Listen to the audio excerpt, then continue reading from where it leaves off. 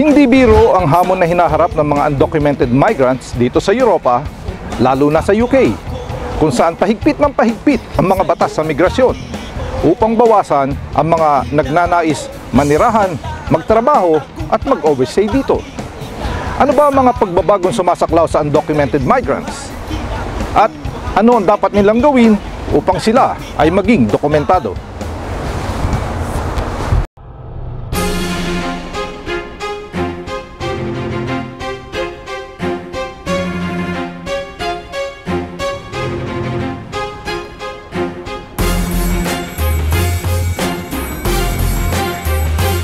Pagkapanalo ng conservative government sa United Kingdom nito nakaraang eleksyon, agad nilang ipinangako sa mga botanteng Briton na lalo nilang kakalampagin ang mga batas sa migrasyon.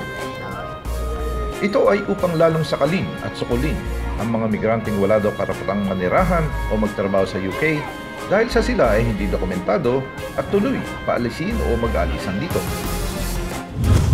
Kabi-kabila ang mga inihayag na pagbabago sa batas upang wala nang mapuntahan o matakbuhan ang mga nagtatagong migrante na walang papel. Lahat ng pwedeng gawin ay kanila ipinagbawal, tulad ng pagkatrabaho, pagkonsulta sa doktor, pagkuha ng lisensya sa pagmamaneho, pangungupahan ng bahay at iba pa.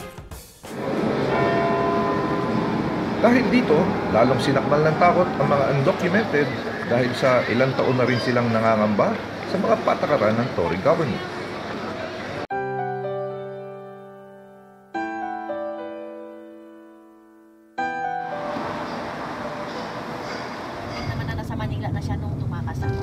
Nagpatago sa pangalang Amor, mga 1 taon at kalahati pa lamang siya dito sa London at nanggaling sa Doha. Dahil tinanggal na noong pang 2012 ng Tory government ang visa ng mga domestic worker, nadala lamang siya ng employer bilang turistang domestic worker.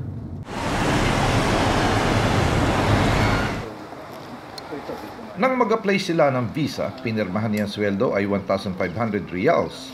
Pero ang ibinabayad sa kanya ay 900 reals lamang. At sa totoo lang, sa kapatid ng amo siya magtatrabaho. Hindi daw maganda ang kanya naging karanasan sa pinagtatrabahuhan at talagang wala palang nagtatagal dito. Naririnig ko dati noon sa mga dating katulong, binubugbog niya ang katulong niya. Kaya yun ang sinabi ko sa amo kong babae, sabi niya hindi, nagbago na yan. Yung sino nang bubugbog, lalaki o babae? Yung babae, kapatid ng amo kong lalaki. Pero naging paralisado, hindi niya na magawa, sabi niya. O nang dumating kami dito, nagwe-wheelchair kasi malaki siya eh. Pinagmamalupitan din siya ng naging employer dito, dumadanas siya ng matinding gutom at pati tulugan ay sasahig sa ibaba ng kama ng amo. Pinagtiisan niya ang mga ito, ngunit nang bandang huli, ang hindi na makayanan ni Amor ay yung lolokohin pa siya sa sahod kahit alam nilang kailangan ng pera ng pamilya niya. Parang ilang beses akong niloko. Kasi sabi ng amo kong babae, palitan ko na yung pera sahod mo, dalhin mo ba o ipadala ko sa Pinas. Sabi niya, o sige, dalhin mo na lang para may magamit ka. Yung binigay na pera sa akin, akala ko malaki na, pinanasa na. Euro pala yun. Euro, hindi pound. Ang binigay sa akin. Ang buhay ng isang undocumented ay hindi madali para kay Amor at lagi siyang may takot. Lalo pa daw na ang mismong mga kababayan ang maaaring magpahuli sa iyo. Kung wala kasing mahuhuli pag walang nagsusumbong. Kasi kung sa paglalakad lang, pagsasakay ng bus, confident akong makasabay kahit yung taga-immigration kasi wala namang nakatatak sa ulo ko na ako walang papel. Ang fair ko doon, yung kapwa natin na magsusumbong na si ganito, si ganyan. Nakapasok na ang papel ni Amor sa Home Office dahil sa siya ay biktima ng human trafficking mula pa Pilipinas at hanggang makapasok siya sa UK. Umaasa siya na pakikinggan ng mga otoridad ang kanyang hinaing at maiintindihan ang kanyang kalagayan.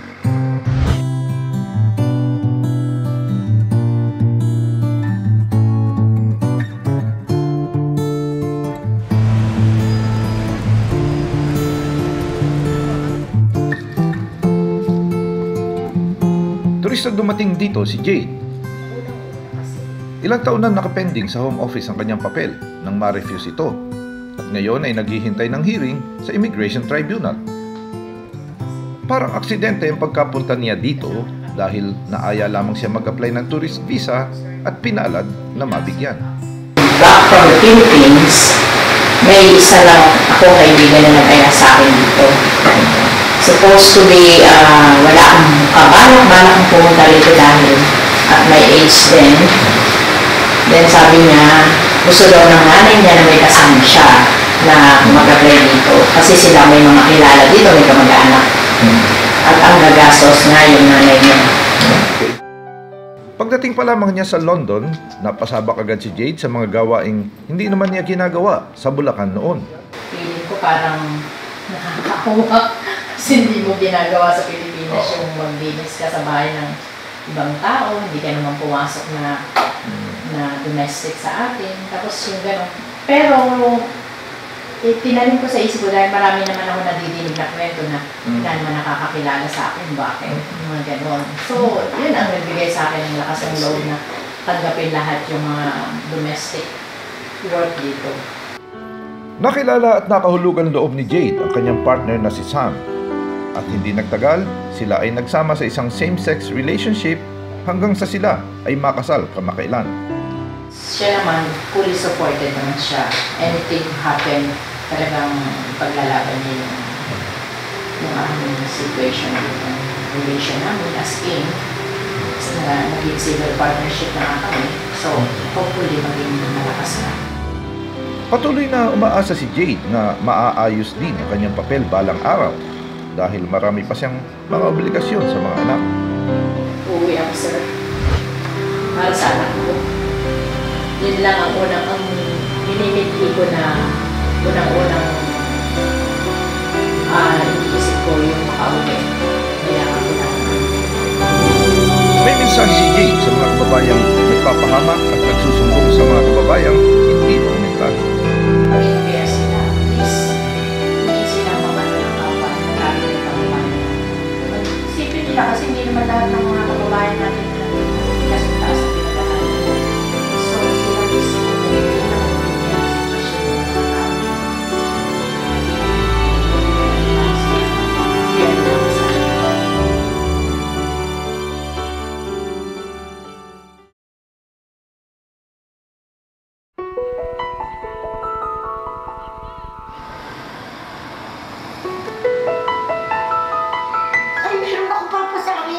Isa sa maswerte sa kanyang kapalaran dito sa UK ay si Melinda Veridiano na nagbuhat sa Nagcarlang, Laguna at unang napadpad dito bilang estudyante noong 2010. Dahil na rin sa paghihigpit ng batas sa imigrasyon, ang kanyang kolehiyo ay isinara ng gobyerno at wala siyang nagawa upang maayos ang papel hanggang siya ay naging undocumented.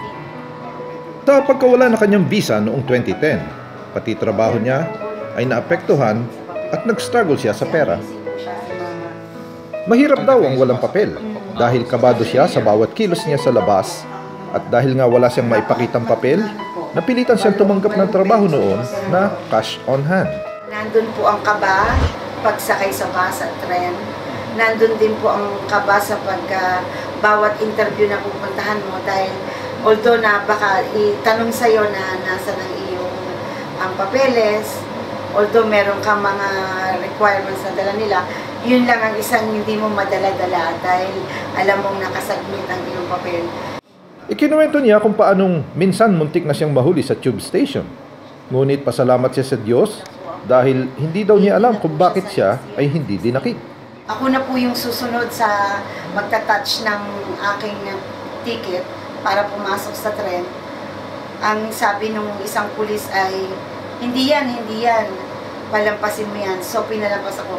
Noon na po yung time na yun na umiyak ako. Sabi ko, Lord, talagang binigyan niyo pa rin ako ng tsansa. Kasi nung uwi ko ng gabi na galing sa trabaho, ang sabi ay yung lahat daw na tinanong na yun, hindi na pinalabas. Sinama na nila. Ikinuwento ni Veridiano kung paano naayos ang kanyang papel. Isa dito siyempre ang pagpapatunay na ang kanyang ama ay nagtutungo sa Europa upang doon magtrabaho at pagkuway babalik sa London. Dahil ang ama ay Briton, malaya itong makapagtrabaho bilang European. Dahil kung hindi, kakailanganin nito ang isang work permit para makakilos sa France. Nung simula, nirefuse siya ng home office dahil mahigit 40 na siya at may mga anak pa.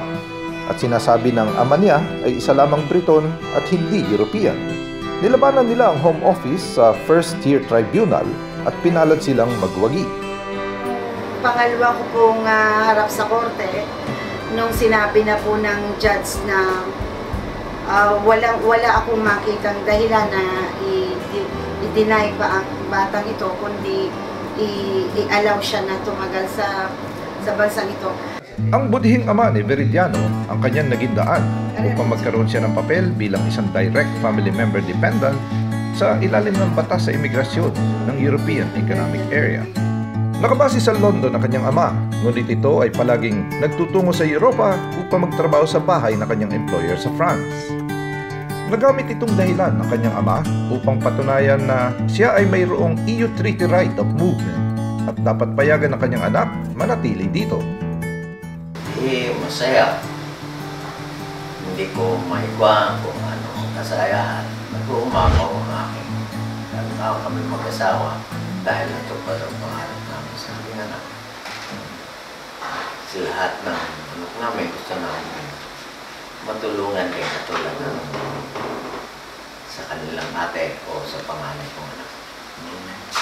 Ayun ang aking isa pa nagpasalamat din ako sa itaas sa tulong na ginawa nila sa amin. Yun ay personal, tingin sa itaas at doon hihingi ng tulong, pangalawang tao. Pero doon lagi kami natin.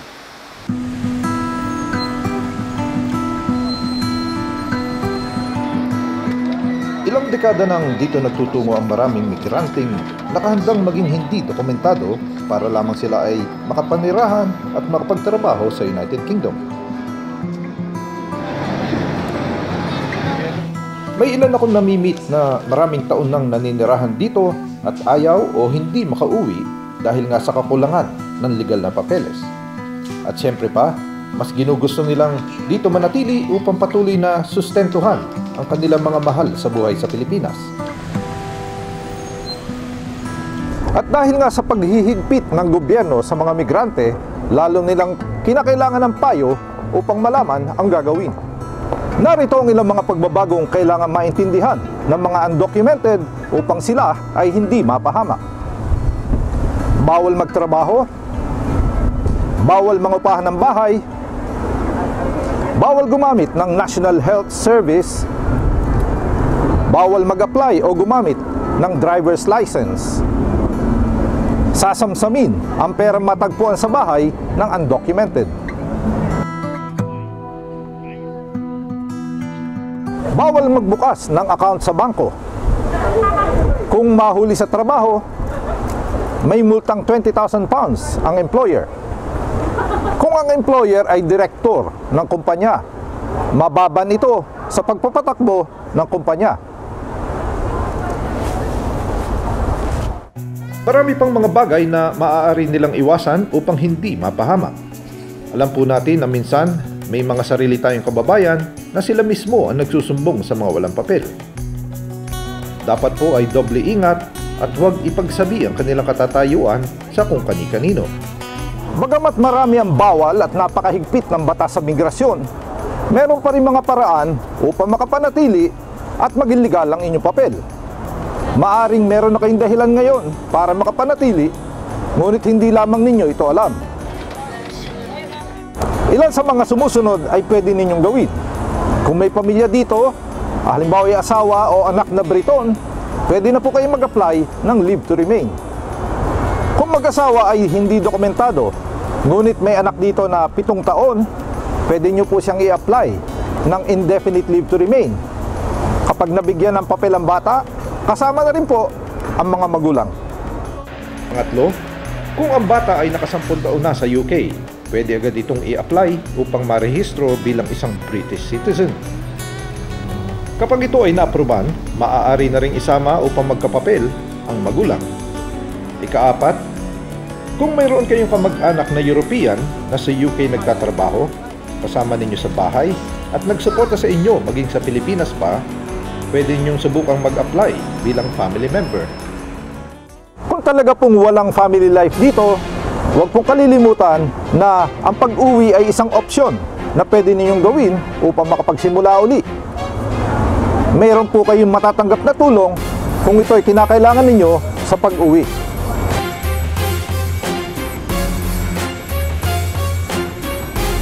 Kasama si Carlo Panday para sa Juan You Connect, Jean Alcantara. Kasama namin kayo sa pagkonekta sa mga Pinoy sa Europa. Dahil ang kwento ng mga Pinoy sa Europa ay kwento ng mga Pilipino sa iba-ibang sulok ng mundo. Kwento mag-iiwan ng aral, ngiti at pag-asa. Ako, si Danny Buenafe. Ako, si Rose Eclarinal. At Jean Alcantara po. Hanggang sa muli, sa One You You Connect. Connect. ay nagganap sa buong